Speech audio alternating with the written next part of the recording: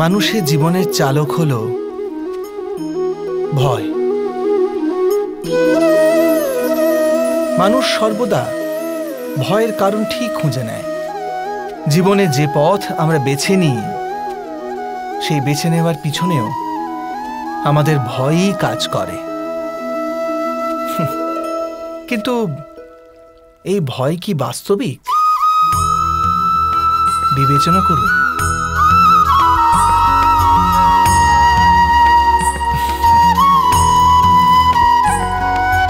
ভয়ের অর্থ আগামী সময়ের বিপত্তির কল্পনা।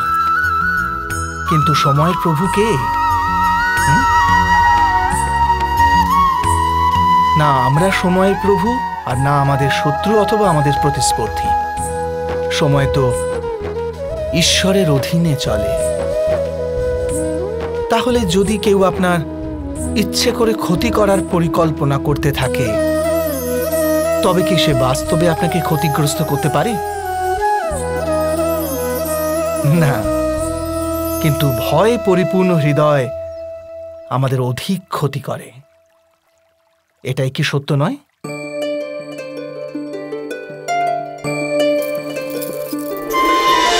বিপত্তির সময়ে ভয়ভীত হৃদয় যথার্থ নির্ণয় করে না, অতএব বিপত্তিকে অধিক পীড়াদায়ক বানিয়ে তোলে।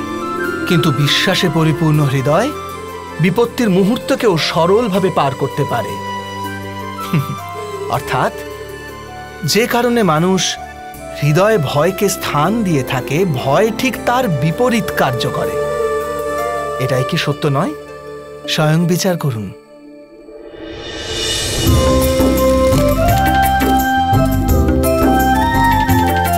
এই আমের স্বাদ খুব মিষ্টি, তাই না জ্যেষ্ঠ? বাহুবল দিয়ে যা লাভ করতে হয় তার ফল মিষ্ট হয়। খাও খাও। যতদিন তোমাদের জ্যেষ্ঠ ভ্রাতা ভীম জীবিত আছে, ততদিন তোমরা মিষ্ট ফল অনায়াসে পাবে। খাও। আর যতদিন দুর্যোধন জীবিত আছে,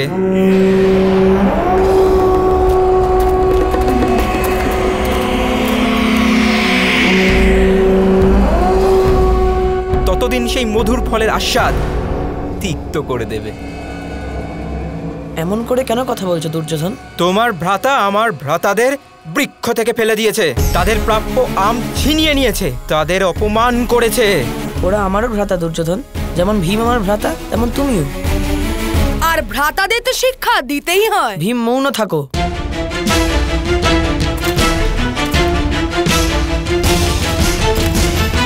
তারা উদ্ধত হয়ে গেছিল। তুমি শিক্ষা দেবে?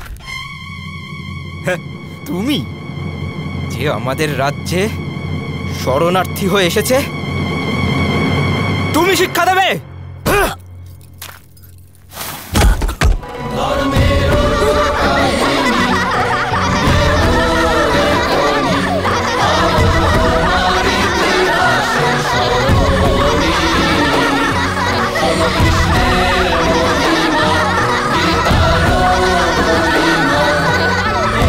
ভীম, শান্ত হ ভীম। দুর্যোধন তোমার ভ্রাতা। ভীম, দুর্যোধন, থামো তোমরা।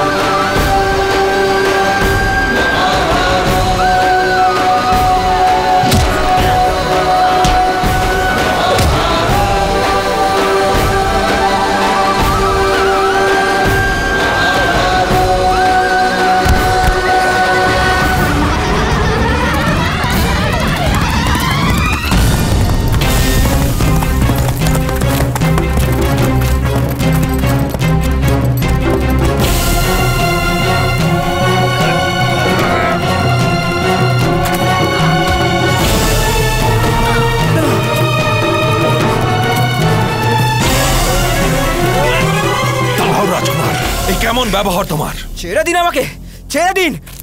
আজ আমি ওকে বধ করব। ছেড়ে দিন রাজকুমার দুর্যোধন।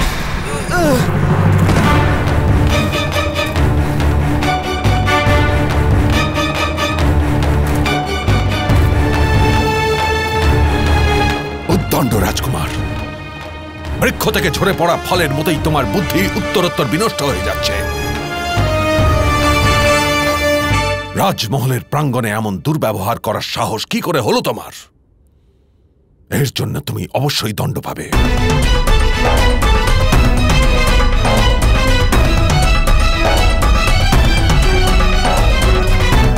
ক্ষমা করবেন পিতামহ, ভীম ও দুর্যোধনের সাথে দ্বন্দ্ব করেছে, তারও অতটাই দোষ আছে যতটা দুর্যোধনের। তাহলে তোমরা দুজনেই দণ্ড পাবে। সারা রাত্রি মন্দিরের সামনে দাঁড়িয়ে প্রায়শ্চিত্ত করতে হবে তোমাদের। এবার তোমরা সবাই নিজের নিজের আবাসে ফিরে যাও। যাও।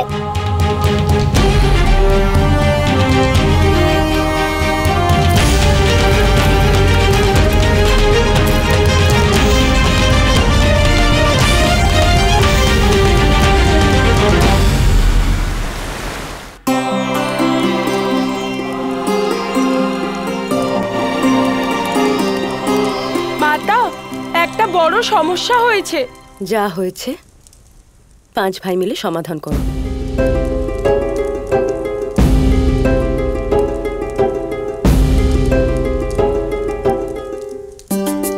যেমন কর্ম তেমনি ফল, দোষ করলে তার ফল ভোগ করতে হবে।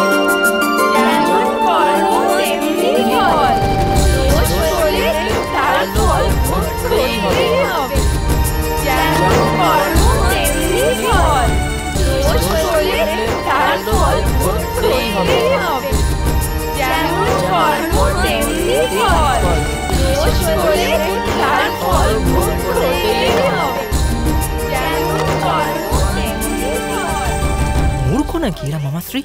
দণ্ড ভোগ করে এত আনন্দিত কেউ কি করে হতে পারে? মূর্খ নয়, ধূর্ত এরা, ধূর্ত।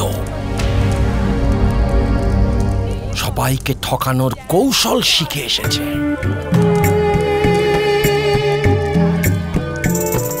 যখন এসেছিল তখন আমি ভেবেছিলাম এই বনবাসীদের থেকে তোর ভয় পাওয়ার কোনো কারণ নেই, কিন্তু এখন আমি এদের থেকে ভয় পাচ্ছি দুর্যোধন। তাহলে এবার আমাকে কি করতে হবে মামাশ্রী? আপাতত তুই প্রায়শ্চিত্ত কর, এদের সবার সাথে বসে, আর ভেবে দেখ ফুলের মালা ধারণ করার সময় যদি তাতে একটাও কাঁটা থাকে তাহলে সেটা বেছে ফেলে দেওয়া উচিত প্রিয় দুর্যোধন। এখানে তো 5টা কাঁটা আছে। 5টা কাঁটা, সব কটাকে উপড়ে ফেলে দাও, বিলুপ্ত করে দেবো মামাশ্রী। আর সর্বপ্রথম তুই ভীমকে জমির দুয়ারে পৌঁছে দেব, মৃত্যুর শরণে পাঠিয়ে দেব ওকে।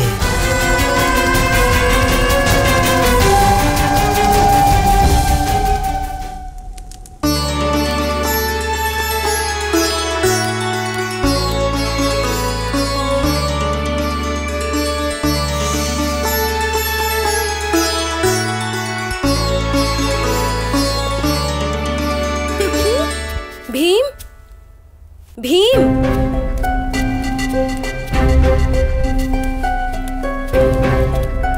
ভীম, কাল কি হয়েছিল? রাজভবনে আলোচনা হচ্ছিল যে তাতুশ্রী তোমাদের 5 জনকে নাকি দণ্ড দিয়েছেন। সবাইকে না মাতা, পিতামহ শুধু আমাকে দণ্ড দিয়েছিলেন, বাকিদের তো আপনি দণ্ড দিলেন।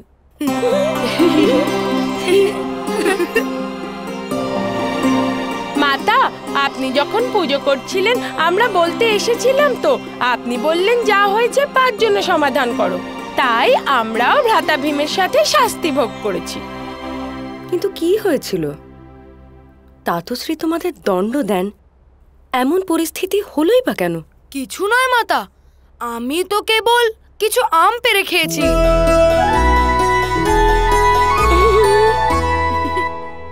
যুধিষ্ঠির, তুমি বলো। তেমন গুরুত্বপূর্ণ কিছু নয় মাতা।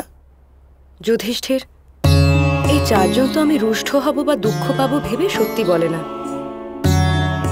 কিন্তু তুমি কখনো অসত্য বলো না। আমায় বলো কি হয়েছে? সত্য এটাই মাতা যে দুর্যোধন ও অন্য অনুজরা আমাদের আগমনে প্রসন্ন নয়। ওরা যে কোনো প্রকারে আমাদের বহিষ্কৃত করতে চায়, অথবা অথবা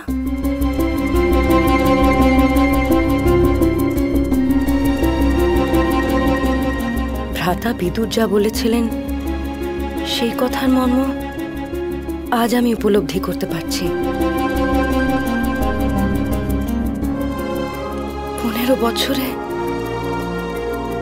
এখানকার সবকিছু অনেক বদলে গেছে পুত্র। পুত্র, তোমরা মনে রেখো, তোমরা 5 জন সর্বদা ঐক্যবদ্ধ থাকবে। কখনো যেন একে অপরকে একলা ছেড়ো না। এখানে তোমরা 5 জনই একে অপরকে রক্ষা করবে।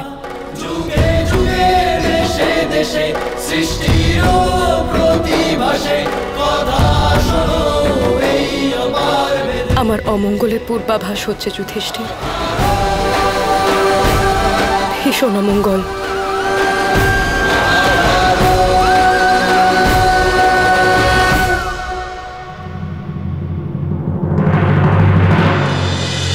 মহাভারত